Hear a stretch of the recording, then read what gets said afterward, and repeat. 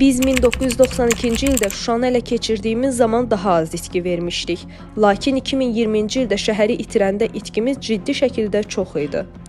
Qlobal İnfaz xəbər verir ki, bunu Ermənistanın keçmiş müdafiə naziri, hər iki Qarabağ müharibəsinin iştirakçısı və Xocalı qatili Seyran Ohanyan deyib. O, Şuşanın itirilməsinin Ermənistana ağır zərbə olduğunu bildirib. 1990-cı illərdə könüllü dəstələri birləşdirib orduya çevirərək şəhəri çətinliklə də olsa ələ keçirə bilmişdik. Lakin 2020-ci ildə nizami ordu olmasına rəğmən Şuşanı qorumağı bacarmadılar. 44 günlük müharibədə Ermənistan ordusu pərən-pərən idi. Özlərini könüllü, qeyri-peşəkar döyüşçü kimi aparırdılar. Dövlət də çox zəif çıxış etdi. Vahid strategiya qura bilmədi.